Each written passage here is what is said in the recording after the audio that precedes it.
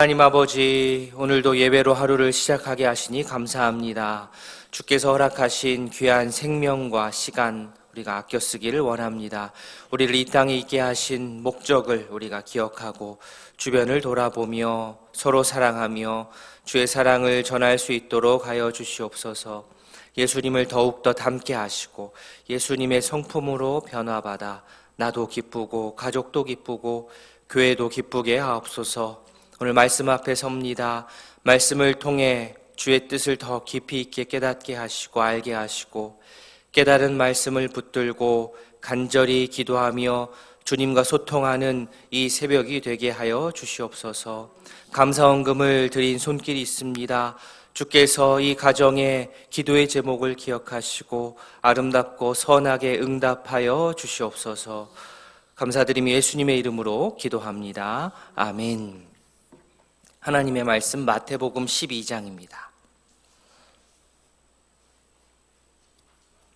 마태복음 12장 우리 38절부터 우리 45절까지만 보겠습니다. 38절부터 45절까지 한 절씩 교독하겠습니다. 그때 서기관과 바리새인 중 몇 사람이 말하되 선생님이여 우리에게 표적 보여주시기를 원하나이다. 속에 있으리라.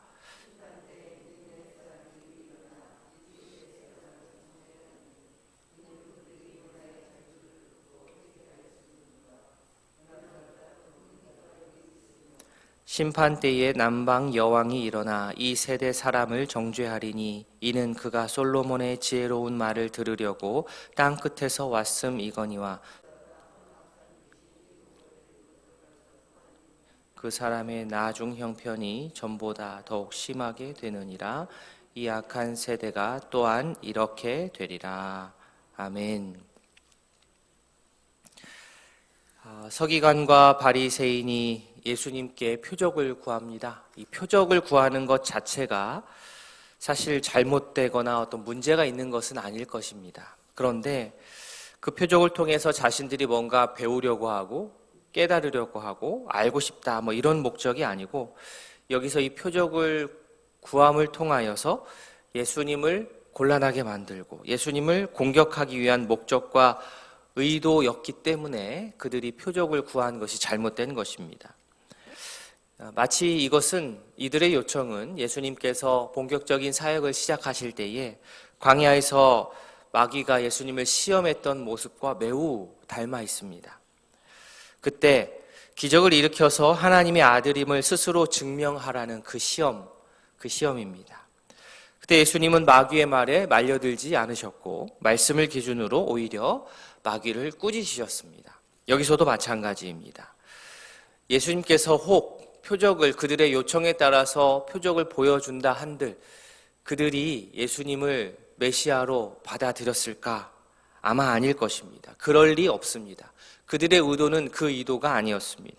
그래서 예수님은 악하고 음란한 세대가 표적을 구한다라고 그들의 마음을 아시고 명확하게 말씀하시고 꾸짖으셨습니다.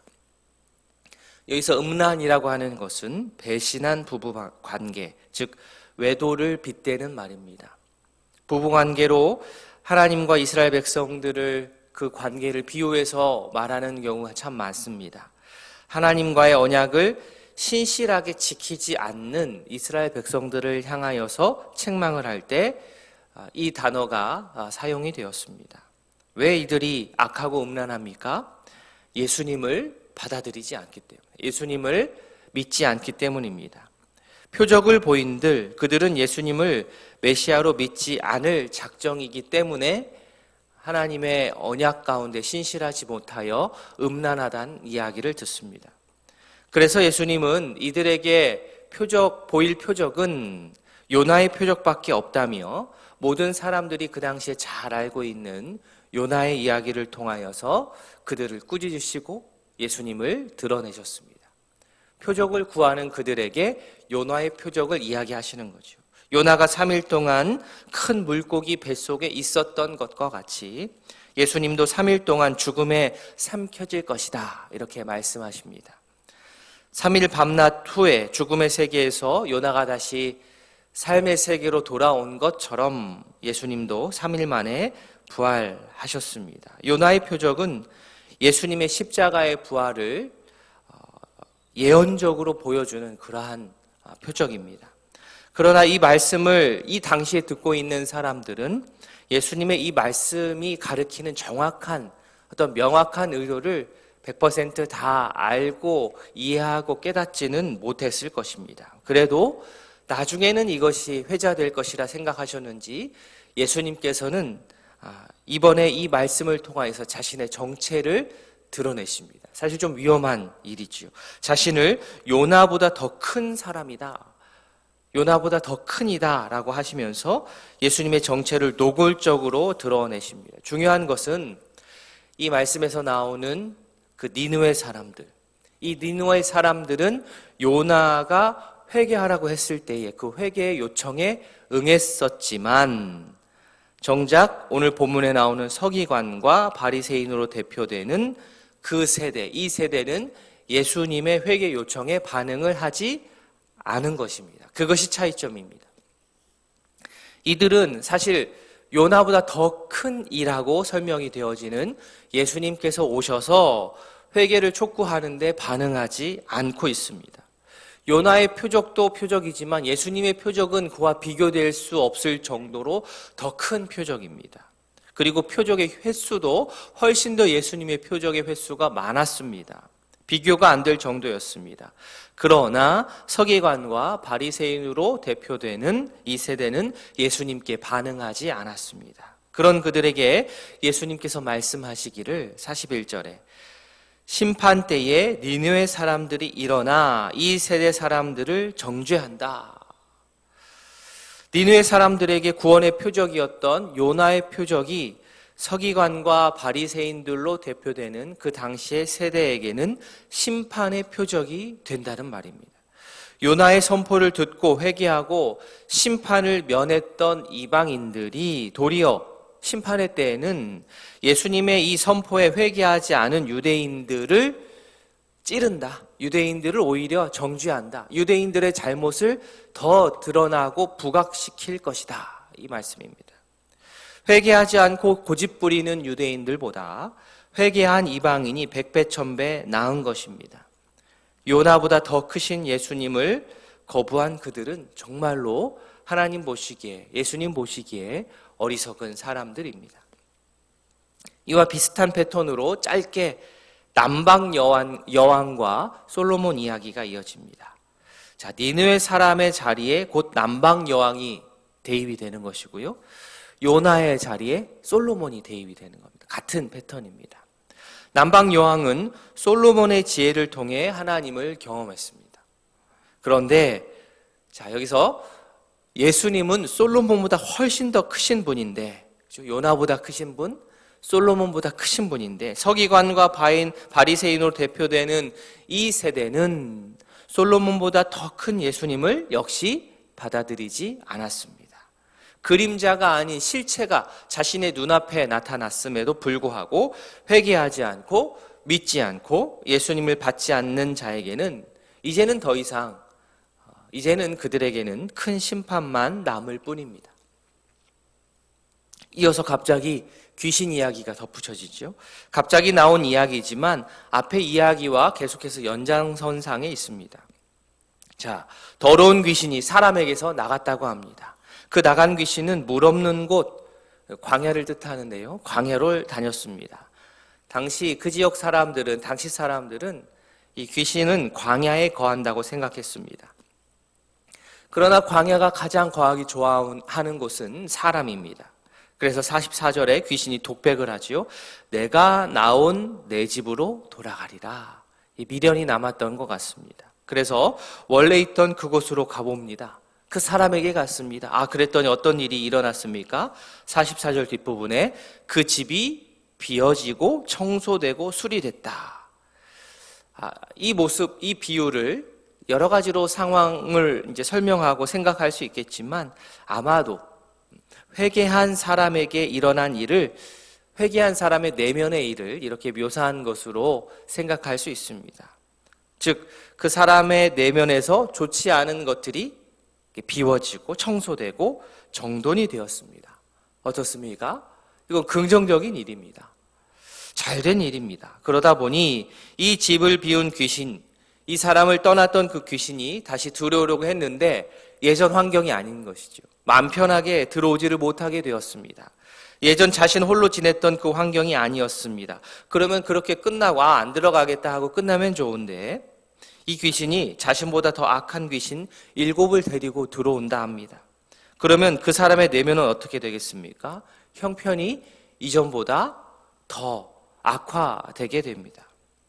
자, 그러면 이 사람이 회개해서 자신의 내면을 깨끗하게 정돈한 것이 잘못된 일입니까? 아닙니다. 매우 잘한 일입니다. 그로 인해서 오늘 예수님의 비유에 따르면 귀신이 들어올 공간이 없게 된 것은 매우 잘된 일입니다. 그러나 거기에서 그쳐서는 안 됩니다. 방을 비우고 방을 정돈했으면 사람 내면에서 더러운 것을 몰아내고 정돈했으면 그 빈집으로만 놔둘 것이 아니라 아름답고 선한 것으로 적극적으로 채워 넣어야 합니다. 그 단계까지 진행해야 됩니다. 그렇지 않으면 오늘 비유와 같이 더 센 귀신 7이 들어와서 내면을 차지하게 될지도 모를 일입니다.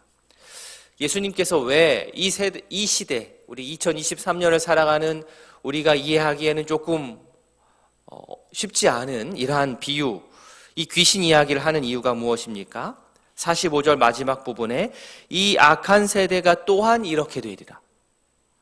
이 악한 세대가 바로 이러한 상태라는 겁니다. 예수님으로 인하여서 하나님의 영이 채워지지 않으면 그들 앞에 그림자가 아닌 실체인 예수님이 왔는데 이 예수님을 받아들이지 않으면 심판 때에는 7 귀신이 들어온 것처럼 정말 비참한 일을 겪게 될 것이라는 겁니다. 지금껏 겪었던 어떤 역사적인 고난보다도 예수님을 배척하고 거부해서 받는 그 최후의 심판이 훨씬 더 클 것입니다. 그것을 모르고 당시 종교 지도자들은 예수님을 배척한 것이죠. 진정한 회개는 뉘우치고 돌이키는 것에서 그치지 않고 새로운 방향으로 인생의 진로를 틀고 새로운 것을 행하고 더 좋은 것으로 선한 것으로 채워나가는 것입니다. 예수님께서 하신 귀신 얘기를 근거로 하자면 인간은 귀신의 나라와 하나님의 나라 어떤 중간에 있을 수 없습니다. 둘 중 하나에 속하게 됩니다. 물론 우리 인간은 끊임없이 고뇌하고 갈등하는 사람들 존재이지만 오늘 말씀에 따르면 어느 한편에 서게 되어 있습니다. 주일에 말씀 나눴던 것처럼 예수님을 한번 만나면 예수님을 안 만났던 때로 돌아갈 수 없습니다. 예수님을 나의 인생의 주인으로 인정했다면 우리가 인생의 주인 대접을 예수님께 해드려야 하지 않겠습니까?